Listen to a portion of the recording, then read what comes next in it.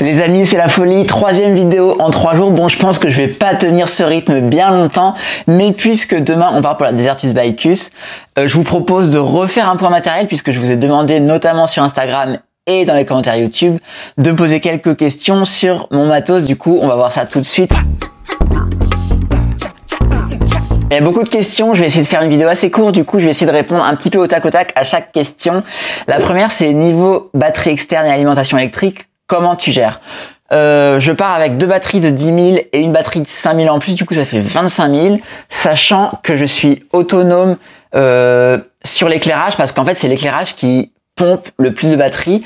Avec ma lampe Stutz, avec ma lampe Stutz, c'est la Kiss K2 et 4 batteries. Je sais que je peux tenir largement la durée de la course puisque devrait y avoir 3 ou 4 nuits.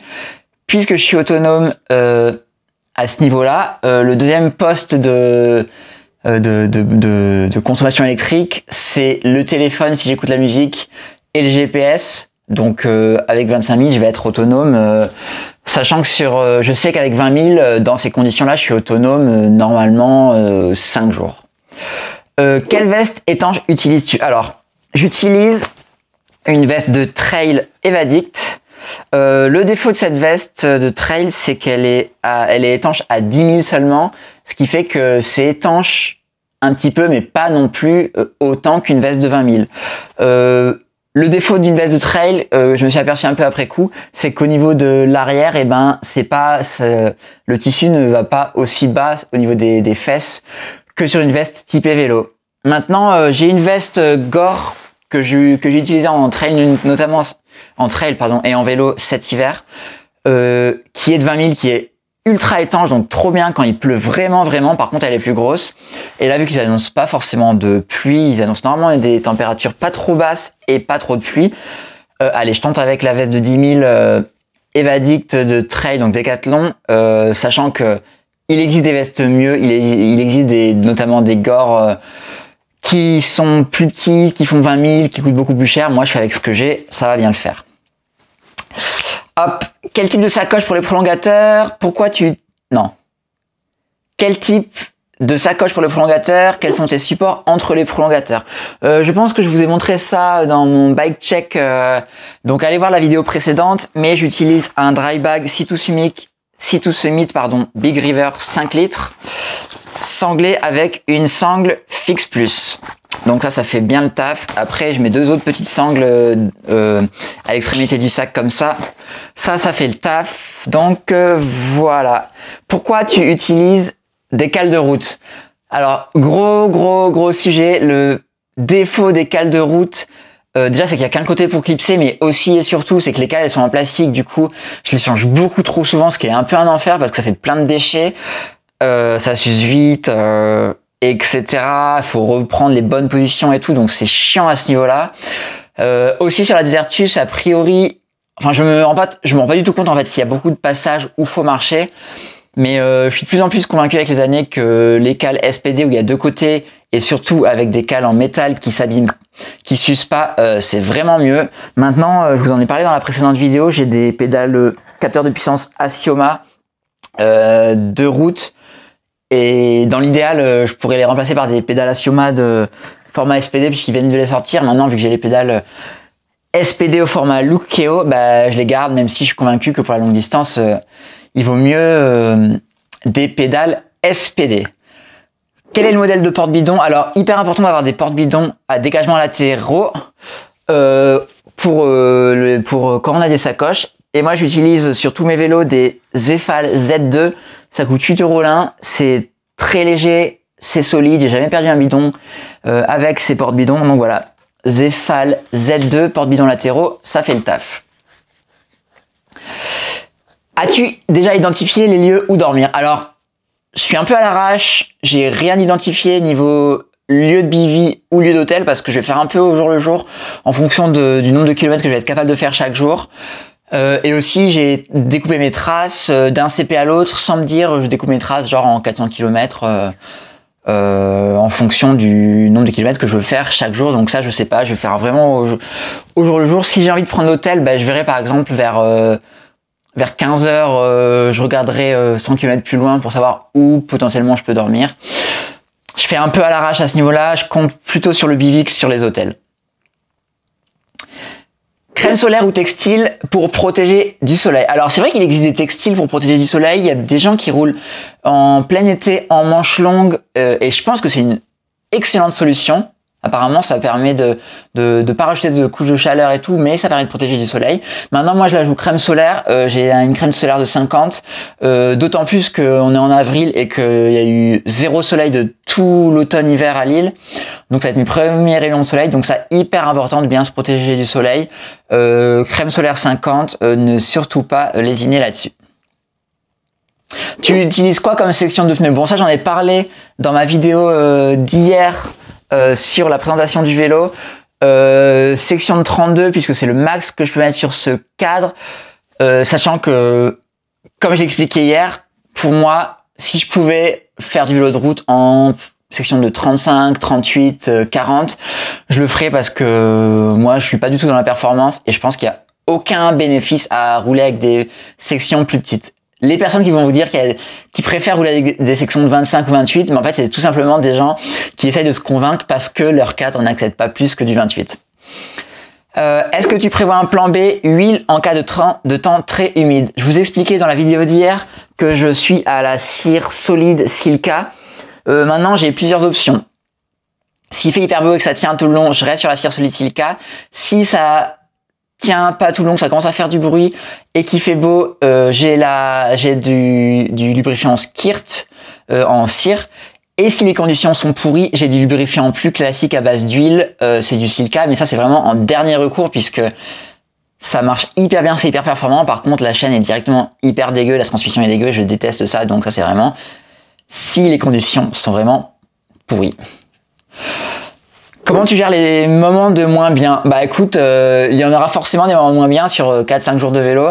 Donc moi j'ai ma logique qui est rouler doucement mais longtemps. Donc si ça va moins bien, bah je regarde plus la vitesse, je roule doucement, je mets un podcast ou de la musique, je chante. Et puis j'attends que ça passe parce qu'en fait, il y aura des moments de moins bien, mais je sais qu'ils vont forcément passer. Par exemple, moi je sais qu'il y a des moments de moins bien qui sont entre 4h et 6-7 heures du matin avant le lever du jour. Et en fait, avec l'expérience, c'est hyper intéressant de s'apercevoir qu'il y a des heures où on va vraiment moins bien, mais que très bizarrement, bah en fait, une fois que le soleil va se lever, par exemple, une fois qu'on trouve un café ou quoi, bah ça va aller mieux, même si on n'a pas forcément dormi, on n'a pas forcément fait de sieste.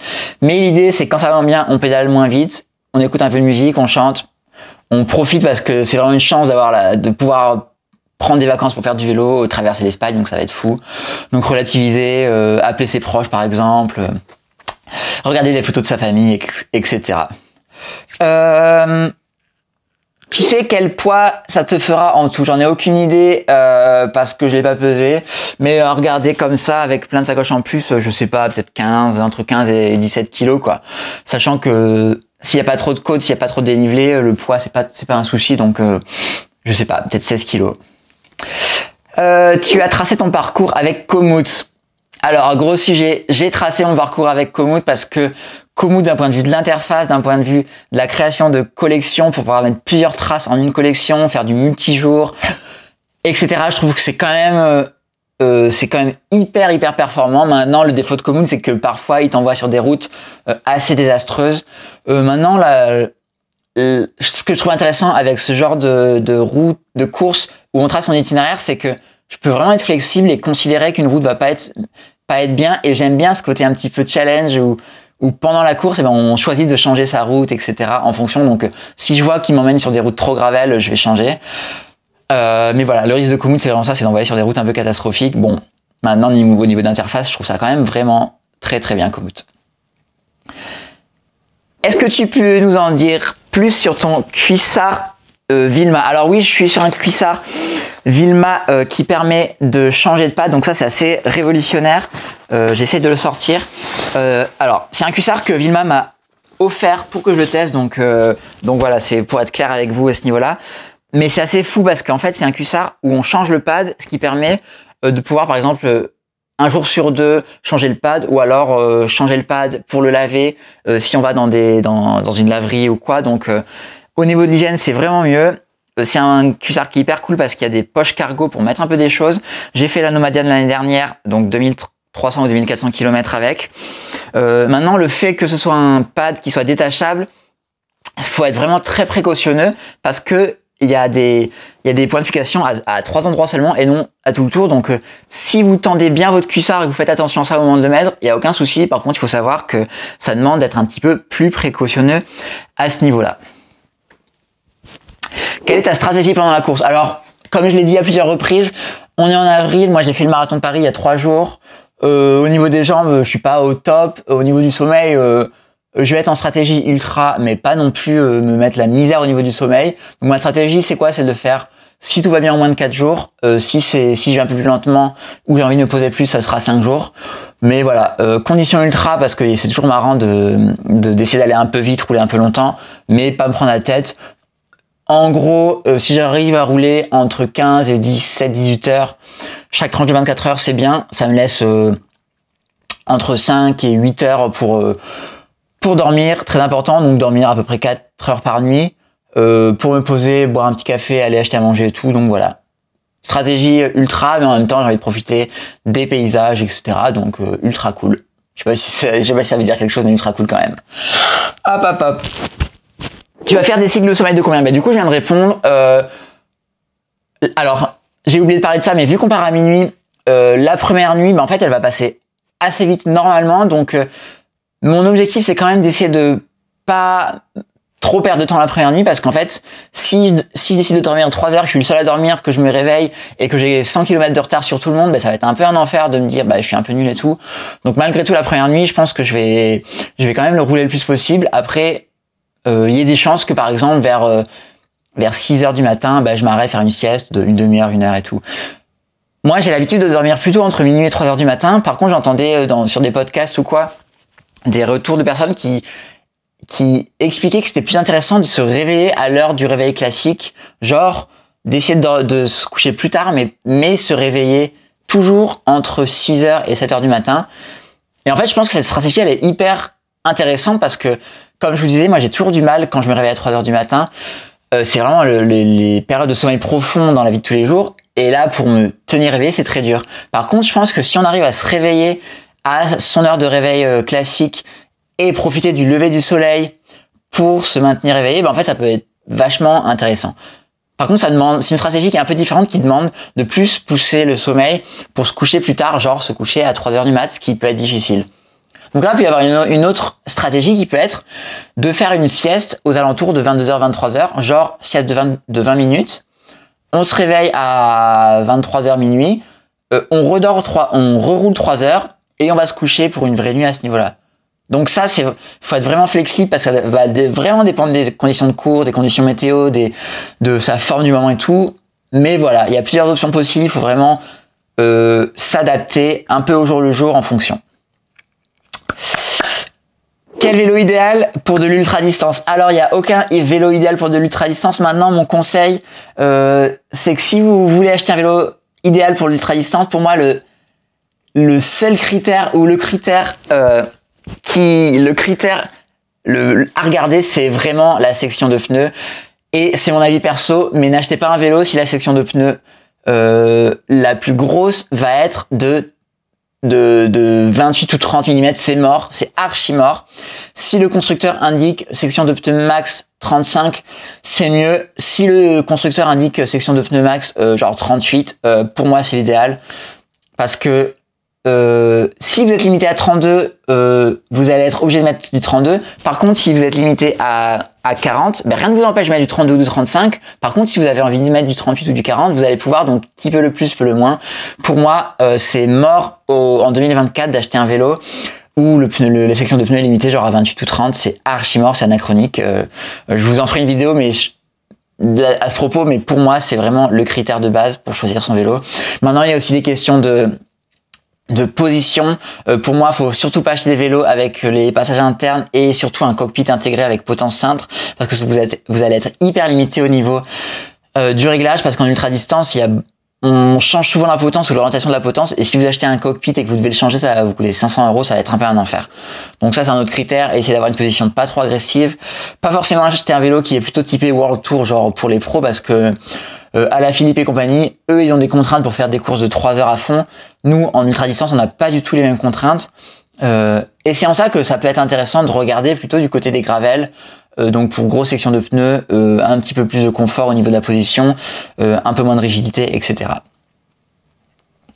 Comment as-tu déterminé la selle Berthoud qui t'allait? Alors, il faut savoir que chez Berthoud, moi sur mon VTT et mon vélo de route, j'utilise le modèle Aspin qui est le modèle intermédiaire, puisqu'en fait il y a 3 modèles de forme de selle. Il y a un modèle qui est typé course, qui est très fin, il y a un modèle qui est intermédiaire, qui est typé randonnée comme ils appellent, et puis un troisième modèle qui est un peu plus large, qui est plutôt typé vélo de ville. Donc moi j'ai considéré que c'était pour la longue distance, donc j'ai pris le modèle intermédiaire, puisque c'est pas pour faire de la course ultra fin, mais c'est pas non plus pour faire de la ville avec une position beaucoup plus droite. Donc Aspin pour mes 2 vélos, j'en suis très content, mais c'était un peu au feeling. Mais voilà, je pense que le modèle intermédiaire pour de la longue distance, ça peut être le bon compromis, on va dire. Bon, écoutez les amis, j'ai essayé de répondre à toutes les questions. Demain, départ pour la Desertus. Je vous remercie d'avoir regardé cette vidéo. Encore une fois, si vous voulez mettre un petit like, vous me suivre et un petit commentaire pour me dire que vous avez regardé cette vidéo jusqu'au bout, je vous en remercie, ça aide à faire un petit peu monter cette chaîne vu que c'est le début. Et puis moi, demain, Desertus, 1400 km, on va traverser l'Espagne, ça va être hyper cool. Allez, ciao les amis, bonne journée.